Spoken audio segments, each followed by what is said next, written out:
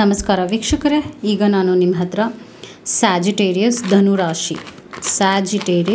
ಧನುರಾಶಿಯವರ 2025 May month ಹೇಗಿರುತ್ತೆ ಅಂತ reading ಮಾಡ್ತಾ ಇದ್ದೀನಿ. ಫ್ಯೂಚರ್ ನೀವೇನು ಎಕ್ಸ್ಪೆಕ್ಟ್ ಮಾಡ್ಬೋದು, ಮುಂಬರುವ ದಿನಗಳು ಹೇಗಿರುತ್ತೆ, 2025 ಮೇ ಹೇಗಿರುತ್ತೆ ನಿಮಗೆ ಅನ್ನುವ ವಿಷಯವಾಗಿ ನಿಮಗೆ ಡೀಟೇಲ್ಡಾಗಿ ರೀಡಿಂಗ್ ಮಾಡ್ತಾ ಇದ್ದೀನಿ. ಚಾನಲ್ನ ಸಬ್ಸ್ಕ್ರೈಬ್ ಮಾಡ್ಕೊಂಡಿಲ್ಲ ಅಂದರೆ ದಯವಿಟ್ಟು ಸಬ್ಸ್ಕ್ರೈಬ್ ಮಾಡಿ. ಹಾಗೂ ನಿಮಗೇನಾದರೂ individual counselling tarot reading session ಬೇಕಿದೆ ಅಂದರೆ ಡಿಸ್ಕ್ರಿಪ್ಷನಲ್ಲಿ ಕೊಟ್ಟಿರುವ ನಂಬರ್ಗೆ ಕಾಲ್ ಮಾಡಿ ಅಪಾಯಿಂಟ್ಮೆಂಟ್ನ ಪಡಿಬೇಕಾಗತ್ತೆ. ಒಂದು ಫೋನ್ ಮುಖಾಂತರನಾದರೂ ತೊಗೋಬಹುದು ಅಥವಾ ನೀವು ಆಫೀಸ್ಗಾದರೂ ಬಂದು ಪಡಿಬಹುದು. ನಿಮಗೆ ಯಾವುದು ಅನುಕೂಲ ಅನಿಸುತ್ತೆ ನೀವು ಮಾಡಬಹುದು. So let me start.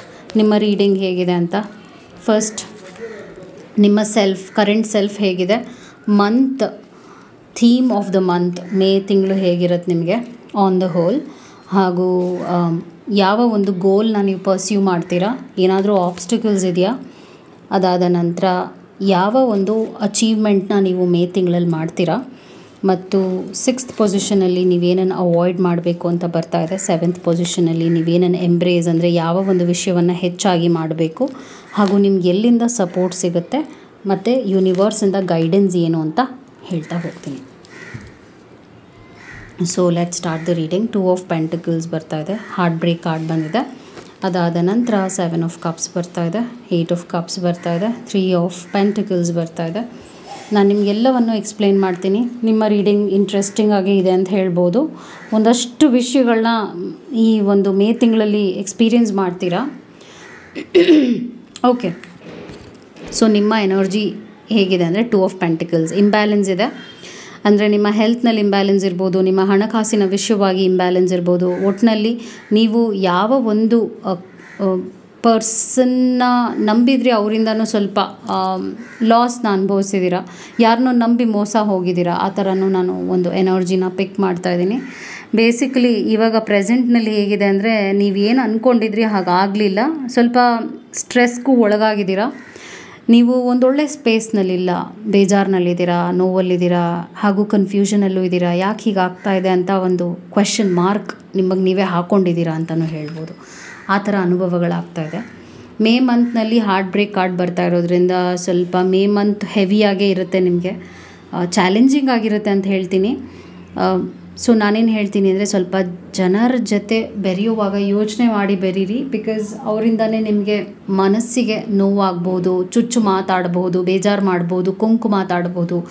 ಈ ಥರ ಎಲ್ಲ ನಿಮಗೆ ಮಾನಸಿಕವಾಗಿ ಅವರು ಕುಗ್ಗಿಸ್ತಾರೆ ಅಂತ ತೋರಿಸ್ತಾ ಇದೆ. ಸೊ ನಿಮಗೆ ಎಲ್ಲಿ ಒಂದು ನಿರಾಶೆ ಆಯಿತು, ಎಲ್ಲಿ ಯಾವ ವ್ಯಕ್ತಿಯಿಂದ ಬೇಜಾರಾಯಿತು, ಆ ವ್ಯಕ್ತಿಯಿಂದ ಸ್ವಲ್ಪ ಡಿಸ್ಟೆನ್ಸ್ನ ಮೇಂಟೈನ್ ಮಾಡೋದೇ ಬೆಟರ್. ಸ್ಪೆಷಲಿ ಮೇ ಮಂತ್ ನೋಡ್ತಾ ಇದ್ದೀನಿ, ಏಕೆಂದರೆ ಸ್ವಲ್ಪ ಸ್ವೋರ್ಡ್ ಎನರ್ಜಿ ಹೆವಿ ಆಗಿದೆ ಕಾರ್ಡ್ಸ್ ಎಲ್ಲ. May month looks really difficult for you. So ಸ್ವಲ್ಪ ನೀವು ಹುಷಾರಾಗೇ ಇರಬೇಕು. ಹೆಲ್ತ್ ಕೂಡ ಚೂರು ಏರುಪೇರು ಆಗುತ್ತೆ, ನೋಡ್ಕೋಬೇಕು ನೀವು ಹೆಲ್ತ್ನ. ಮತ್ತು ಏನನ್ನು ನೀವು ಪರ್ಸ್ಯೂ ಮಾಡ್ತೀರಾ, ಏನನ್ನು ನೀವು ಸೀರಿಯಸ್ ಆಗಿ ತೊಗೊಳ್ತೀರಾ ಅಂದರೆ ನಿಮ್ಮ ಲೈಫ್ನಲ್ಲಿ ಒಂದಾಗಿ ನಿಮ್ಮ ಲೈಫ್ ಪ್ರಾಬ್ಲಮ್ಸ್ನ ಸಾಲ್ವ್ ಮಾಡ್ಕೊಂಡು ಬರ್ತೀರಾ ಮೇ ತಿಂಗಳಲ್ಲಿ. ಏಕೆಂದರೆ ನಿಮಗೂ ಹೀಗಿರೋದು ಇಷ್ಟ ಆಗ್ತಾ ಇಲ್ಲ, ನಾನು ಹೀಗಿರೋದು ನನಗಿಷ್ಟ ಇಲ್ಲ, ನಾನು ಚೇಂಜ್ ಮಾಡ್ಕೋಬೇಕು, ನನ್ನ ಲೈಫ್ನಲ್ಲಿ ನಾನು ಚೇಂಜ್ ತರಬೇಕು ಅನ್ನುವ ಸೀರಿಯಸ್ನೆಸ್ ಕೂಡ ನಿಮಗೆ ಬಂದಿಲ್ಲ ಅಂತ ಹೇಳ್ತಾ ಇಲ್ಲ. ಸೊ ಮೇ ತಿಂಗಳಲ್ಲಿ ನಿಮ್ಮ ಹಣಕಾಸಿನ ವಿಷಯವಾಗಿ ಒಂದು ಸ್ವಲ್ಪ ಚೇತರಿಸ್ಕೊಳ್ಳೋ ಥರ ಮಾಡ್ಕೊಳ್ತೀರಾ. ನಿಮ್ಮ ಫ್ಯಾಮಿಲಿ ಲೈಫ್ನ ಸ್ವಲ್ಪ ಏನಿದೆ ಪ್ರಾಬ್ಲಮ್ಸ್ ಅದನ್ನ ಸಾಲ್ವ್ ಮಾಡ್ಕೊಳ್ಳೋಕೆ ನೋಡ್ತೀರಾ. ಹೀಗೆ ಒಂದಾಗೆ ನಿಮ್ಮ ಲೈಫ್ನಲ್ಲಿ ಇಂಬ್ಯಾಲೆನ್ಸ್ ಏನಿದೆ ಅದನ್ನ ಬ್ಯಾಲೆನ್ಸಿಗೆ ತರಕ್ಕೆ ನೋಡ್ತೀರಾ, which is a good sign. ನೀವು ಬಿಟ್ಕೊಡ್ತಾ ಇಲ್ಲ, ನೀವು ಹಿಂಜರಿತಾ ಇಲ್ಲ, ನಾನು ಮಾಡ್ತೀನಿ ಅನ್ನುವಂಥ ಒಂದು ಸ್ವಾಭಿಮಾನವನ್ನು ಇಟ್ಕೊಂಡಿದ್ದೀರಾ. ಓಕೆ, ಆಬ್ಸ್ಟಿಕಲ್ ಏನು ಬರ್ತಾ ಇದೆ ಅಂದರೆ 8 ಆಫ್ ಕಪ್ಸ್ ಬರ್ತಿರೋದ್ರಿಂದ ನಿಮಗೆ ಸ್ವಲ್ಪ ಲೋನ್ಲಿನೆಸ್ ಕಾಡ್ಬೋದು. ಅಂದರೆ ಬೇಜಾರು ಆಗ್ಬೋದು, ನಾನು ಎಷ್ಟು ಪ್ರೀತಿಸಿದ್ರು ಜನ ನನಗೆ ಸಪೋರ್ಟ್ ಮಾಡಲ್ಲ ಅಂತ ಅನುಭವಗಳು ಅವ್ರು ಕೊಡಬಹುದು. ಪರವಾಗಿಲ್ಲ. ನಾನೇನು ಹೇಳ್ತೀನಿ ಅಂದರೆ ನೀವು ಏನು ಮಾಡ್ತಾ ಇದ್ದೀರಾ ಯಾವಾಗಲೂ ಒಳ್ಳೆಯದೇ ಮಾಡ್ತೀರಾ, ನೀವು ಹಾಗೆ ಅದನ್ನೇ ಮುಂದುವರಿಸ್ಕೊಂಡು ಹೋಗಿ. ಏಕೆಂದರೆ ಸಪೋರ್ಟಿವ್ ಆಗಿರಲ್ಲ ನಿಮಗೆ ಈ ತಿಂಗಳು, ಸ್ಪೆಷಲಿ ಮೇ ತಿಂಗಳು ನಿಮಗೆ ಸಪೋರ್ಟಿವ್ ಆಗಿರಲ್ಲ, ಜನರಿಂದ ಸಪೋರ್ಟ್ ಸಿಗಲ್ಲ. ಸೊ ನಿಮ್ಗೆ ಆ ಥರ ಒಂದು ಡ್ರೈನಿಂಗ್ ಫೀಲ್ ಆಗ್ತಾ ಇದೆ ಅಂದರೆ ನೀವು ಮಾಡೋ ಅವಶ್ಯಕತೆಯೂ ಇಲ್ಲ. ನಿಮಗೆ ಮಾಡ್ತಾ ಇರೋದೇ ನನಗೆ ಸಂಕಟ ಆಗ್ತಾ ಇದೆ, ನಾನು ಏನಕ್ಕೆ ಇಷ್ಟೆಲ್ಲ ಮಾಡಬೇಕು, ಕೃತಜ್ಞತೆ ಇಲ್ಲ ಜನರಿಗೆ, ಆ ಥರ ಎಲ್ಲ ನಿಮ್ಗೆ ಅನ್ನಿಸ್ತಾ ಇದೆ ಅಂದರೆ ನೀವು ಆ ಸ್ಪೇಸಲ್ಲಿ ಇದ್ದೀರಾ ಅಂದರೆ ನೀವು ಮಾಡೋಕ್ಕೆ ಹೋಗಬೇಡಿ. ಯಾಕೆಂದರೆ ಎಂಟಿ ಆಗಿದ್ದೀರಾ. ಸೊ ನಿಮ್ಮ ಕಪ್ನ ನೀವು ಫಿಲ್ ಮಾಡ್ಕೋಬೇಕು. ಅದು ಹೇಗೆ ಅಂದರೆ, ಏನು ನಿಮಗೆ ಸಮಾಧಾನ ಕೊಡುತ್ತೆ ಮೇ ತಿಂಗಳಲ್ಲಿ ಮಾಡಿ. ನಿಮ್ಗೆ ಯಾವುದು ಕಷ್ಟ ಆಗ್ತಾಯಿದೆ ಮಾಡೋಕ್ಕೆ, ಅಥವಾ ನಿಮ್ಗೆ ಇಷ್ಟನೇ ಆಗ್ತಾಯಿಲ್ಲ ಒಬ್ರಿಗೆ ಏನಾದರೂ ಮಾಡಬೇಕು ಅಂತ ಇದೆ ಅಂದರೆ ಮಾಡಲೇಬೇಡಿ. ಆ ಥರ ಸ್ವಲ್ಪ ನೀವು ನೋ ಅನ್ನೋದ್ರಲ್ಲೂ ತಪ್ಪಿಲ್ಲ.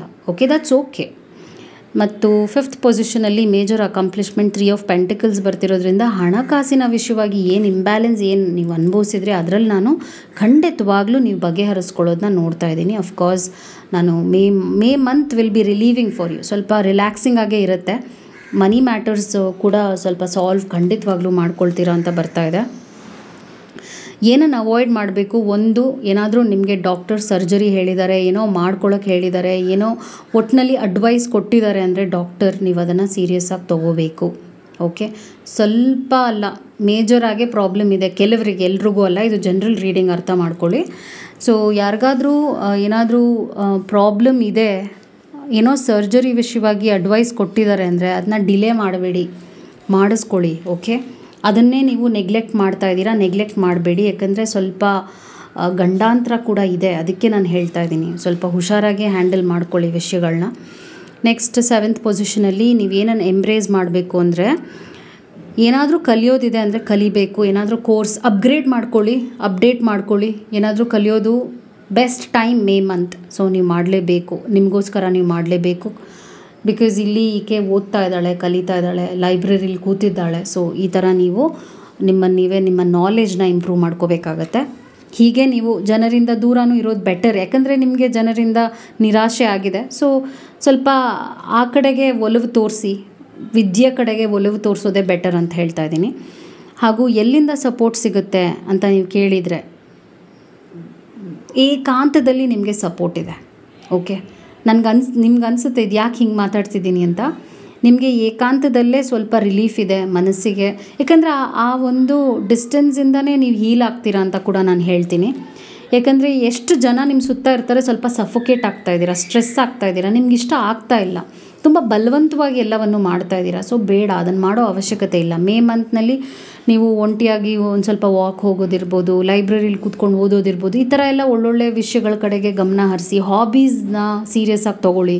ಈ ಥರ ಎಲ್ಲ ಮೇ ಮಂತ್ನ ನೀವು ಆ್ಯಕ್ಟಿವ್ ಆಗಿ ಇಟ್ಕೋಬೇಕಾಗುತ್ತೆ. ಸೊ ಮೇ ಮಂತ್ ಎಂಡ್ನಲ್ಲಿ ನೀವು ರಿಲೀಫ್ ನೋಡ್ತೀರಾ. You will feel better, you will feel happy, ಖುಷಿಯಾಗಿರ್ತೀರ. ಏನು ಕಳ್ಕೊಂಡೆ ಅನ್ನುವಂಥ ಒಂದು ಬೇಜಾರಿತ್ತು, ಅದನ್ನು ಪಡ್ಕೊಳ್ತೀರಾ ಮೇ ತಿಂಗಳು ಎಂಡಲ್ಲಿ, ಮೇ ಮಂತ್ ಎಂಡಲ್ಲಿ ನಾನು ಹೇಳ್ತಾ ಇರೋವಂಥದ್ದು. ಆನ್ ದ ಹೋಲ್ ಚೆನ್ನಾಗೇ ಇದೆ ನಿಮ್ಮ ರೀಡಿಂಗ್. ಒಂದು ಜರ್ನಿ ಅಂತ ಹೇಳ್ತೀನಿ ಮೇ ಮಂತ್. ಒಂದು ನೆಗೆಟಿವಿಂದ ಪಾಸಿಟಿವ್ಗೆ ಹೋಗ್ತಾ ಇದ್ದೀರಾ. ಸೊ ಹೀಗೆ ಮುಂದೆ ಹೋಗಿ, ಒಳ್ಳೆಯದಾಗಲಿ ನಿಮಗೆ. Hope it help. Take care. ನಮಸ್ಕಾರ. Thank you.